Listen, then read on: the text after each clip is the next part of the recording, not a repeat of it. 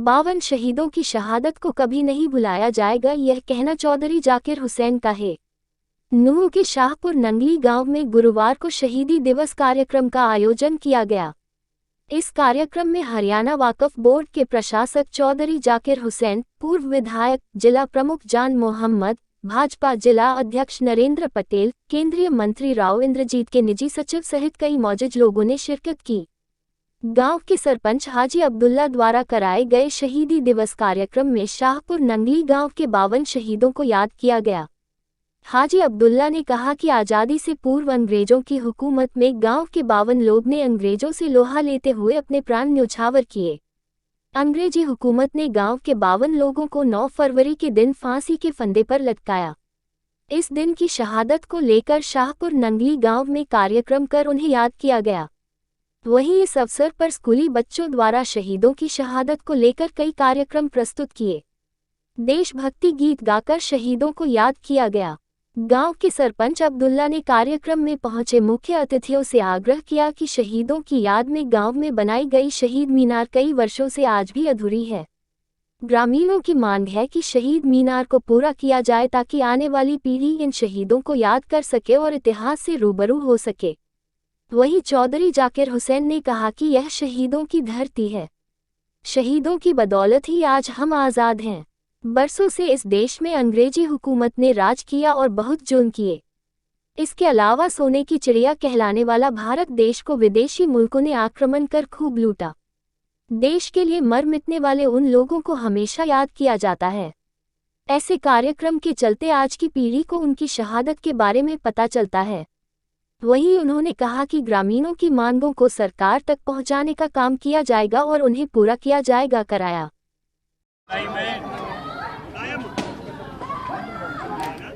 जिन वीर शहीदों ने हंसते हंसते अपने प्राण न्यौछावर किए, अपनी जानों की कुर्बानियाँ दी, मैं देश के सभी वीर सपूतों को मैं अपने नमन करता हूँ, उनको श्रद्धांजलि पेश करता हूँ और खिराज अकीदत पेश करता हूँ। और मेवात की सरजमीन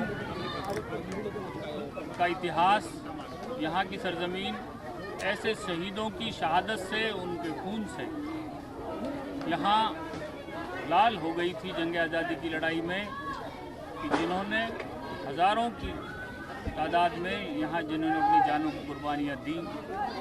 ख़ास तौर पर 1857 के जब जंग आज़ादी की पहली लड़ाई हुई अंग्रेज़ों के ख़िलाफ़, तो मेवात के लोगों ने बढ़ चढ़ के भाग लिया और मेवात के लोगों को दबाने के लिए अंग्रेज़ों ने तोपखानों का इस्तेमाल किया, जिससे मेवात के अंदर उन्होंने बर्बरतापूर्वक मेवों का कत्ल किया और मेवातियों को बिना किसी कायदे कानून के, आप जानते हैं कि फांसी लगने का एक कायदा होता है, एक जल्लाद होता है, एक बाकायदा एक रस्सी होती है और उस पर एक डॉक्टर की निगरानी में फांसी दी जाती है। लेकिन यहाँ उन लोगों को पेड़ों से निर्ममतापूर्वक लटका दिया गया, जिनकी जानें तड़प तड़प कर कई दिन तक तड़पे जब उनकी जानें गई।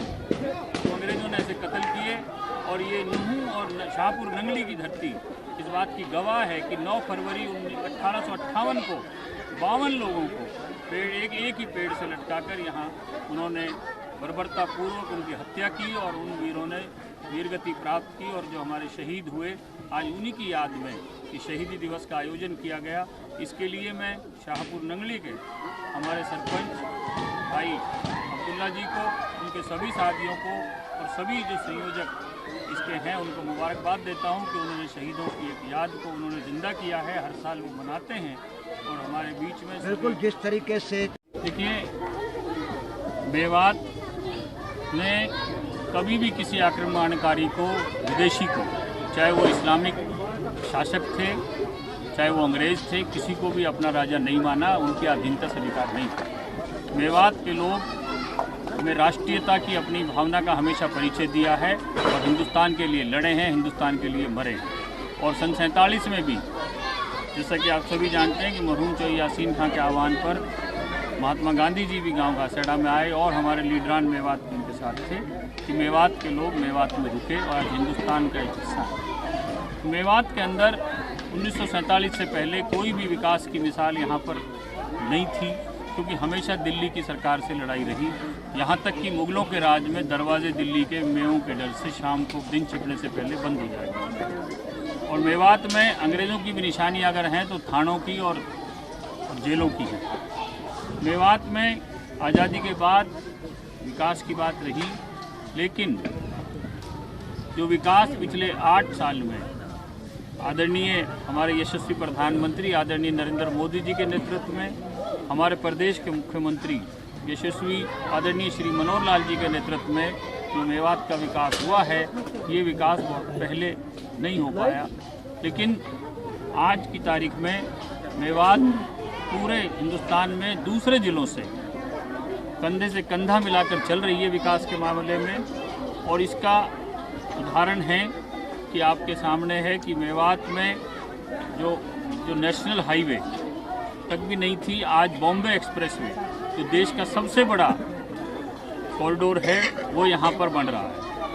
और रेलवे ऑर्बिटल कॉरिडोर यहाँ पर बन रहा है और तरह तरह की सुविधाएं यहाँ पर आ रही हैं। और जब देश के आकांक्षी जिलों की लिस्ट बनी थी तो उसमें 115 नंबर में मेवात जिला नुहू 113 नंबर। आज हमारा ज़िला उन्नति के पायदान पे ऊपर बढ़ गया है और हम उम्मीद करते हैं कि इंशाअल्लाह आने वाले वक्त में हमारा ज़िला नुहू का और मेवात एरिया पूरा आने वाले वक्त में देश के नंबर 1 ज़िलों में होगा। इसके लिए हमारी सरकार भारतीय जनता पार्टी की आदरणीय मनोहर लाल जी के नेतृत्व में दिन रात काम कर रही है। सबका साथ सबका विकास और सबका विश्वास जीतकर वो सबको साथ लेकर चल रहे हैं और मेवात किसी मामले में पीछे नहीं है। अभी सर आपने के लिए चाहे गांव की सड़कों की बात हो, चाहे हमारे ये अलवर हाईवे की बात हो, इसमें सोना से लेकर नुहू तक का टेंडर भी हो चुका है। और नुहू से आगे जो सड़कें टूटी हुई हैं, चाहे हम माड़व की बात करें, चाहे और गांव की बात करें, चाहे हम पलवल से होडल की बात, चाहे पुन्हाना से होडल, कम से कम 50% मैं आपको जो आप खाली गांव के हैं, मैं आपको सारी सड़कों की मैं आपको गिनवा रहा हूँ। इन सब सड़कों की DNIT बन के सबके टेंडर हो चुके हैं। और बारिशें देर तक रही थी अब की बार, तो उसकी वजह से काम शुरू नहीं हो पाया। जल्दी 10-15 दिन के अंदर आप देखेंगे कि सब सड़कों पे बहुत शानदार काम शुरू हो जाएगा। मैं जी आपके चैनल के माध्यम से ये कहना चाहता हूँ, हम जो इस शहीद दिवस को जो मनाते हैं, हम इसलिए मनाते हैं कि इसमें हमारे शहीदों की याद, उनको जिंदा करने के लिए, उनकी याददाश्त के लिए आने वाली नस्ल जो याद रखे कि उनका यादगार कोई ऐसा स्मारक बनाया जाए या कोई शहीदी मीनार बनाई जाए या शहीदी पार्क बनाई जाए, ताकि उसको उनकी यादगार में वो हमेशा आने वाले नस्ल को पता लगेगा हमारे 52 आदमी जो 52 शहीद हुए थे। हम कम से कम 25 सालों से प्रयास चलता हुआ रहा। पहले कुछ सरपंच रहे, लापरवाही की वजह से आज वो खंडर जर्जर में पड़ी है, क्योंकि वो ज़मीन की लेवल तक पड़ी हुई है। तो लॉकडाउन लग गया, ये कोरोना वायरस चला, तो उसमें जो है हम नहीं मना पाए। नहीं, बड़ी आशा थी हमें इस सरकार से, क्योंकि जो भी हमारा पिछड़ा काम जो पहले नहीं हो पाए वो शायद अब हो जाए। सरपंच साहब जिस तरह से आपने कहा है कि यहाँ पर मीनार बनाई जाए, लेकिन बात करें कब्रिस्तानों की, क्योंकि अगर थोड़ी सी बरसात होती है तो काफ़ी पानी भर जाता है, उसके लिए क्या सुविधा की हुई है? वो सर मैं यही कहना चाहता हूँ, हमारे जिला प्रमुख बैठे हैं और जिला परिषद के द्वारा थोड़ी सी हमें सपोर्ट मिल जाए तो हमारे मिट्टी का भरत कार्य हो जाए, क्योंकि हमें मिट्टी में दफन करने के लिए जगह नहीं है। कोई मौत हो जाती है, कोई मैयत हो जाती है, उनमें पानी भर जाता है। बस हमारे पास 7 करोड़ 21 लाख रुपया SFC से बनता है और आने वाली जो 16 तारीख है उसमें हम मीटिंग रखेंगे। इसमें से 60% जो है 60 और 40 का रेशा है टाइड और अनटाइड। हमने अपने सभी जो मेंबर साहिबान हैं सबके लिए बता दिया है कि भाई 60-40 के रेशो के हिसाब से अपना अपना वर्क करें। तो सरकार जो पार्षद जो होते हैं तो चौधरी होते हैं, इनका ना कोई कहीं कोई खाता होता है, ना तो इनको कोई लेना देना नहीं। ये तो कभी किसी भी गांव में जाएंगे तो लोग उनसे कहेंगे कि भाई इस गली को बनाना, तो ये तो सिर्फ घोषणा कर खाएंगे, हम पैसे दे देंगे। पार्षद तो पैसे देने वाले हैं, ना कि काम करने वाले हैं। तो क्या टेंडरिंग को जायज मानते हैं या हक में है? सरकार जो कर रही सही कर रही सर, फिर भी कैसा मानते हैं? सही मानता हूँ। तो जो जिस तरीके से पंचायत प्रतिनिधि हैं विरोध में बैठे हैं, धरने पे बैठे हैं, उनके लिए क्या अपील करें? साहब ये तो आप उनसे पूछो जो धरना बैठे हुए, मैं अपनी राय दे रहा हूँ। सरकार ने जो काम कर रही बेहतर कर रही है। तो अभी क्योंकि अब 16 तारीख की मीटिंग होने वाली है, आप यहाँ एज पहली बार इस गांव में बतौर मुख्य अतिथि आए हैं, एज ए जिला प्रमुख, कुछ आपकी तरफ से कोई गांव के कोई गलिया का कोई ऐसा काम जो है तो ये लगे कुछ है ऐसी कोई घोषणा? नहीं, जो नहीं है अब्दुल्ला साहब जो सरपंच साहब हैं, जो ये अपने ये गली वगैरह के लिए हम पैसे देंगे, हम पूरी मेवात में पैसे देना चाहते हैं। और ख़ास करके हमारी जो सोच है, ग्रेवयार्ड, शमशान घाट, मंदिर, मस्जिद, सबके जो पूरी मेवात में लाइट, पानी की व्यवस्था कराएंगे इनके लिए हम। और हमने सारे अपने पार्षदों से बोल दिया। और किसी गांव में अगर जैसे जनाजे की नमाज पढ़ने के लिए चबूतरा जो है, उनके लिए भी हमारी जो है प्राथमिकता है। शुक्रिया। मैंने उससे कहा है कि भाई वो रेजुलेशन दें, चाहे उसमें 50 लाख की मिट्टी डले, मैं उसकी परमिशन ले लूँ। दूसरी बात ये है, मैं अपनी तरफ से कह रहा हूँ भाई अब्दुल्ला साहब, अगर उसमें लाइट वगैरह की कोई प्रबंध नहीं है।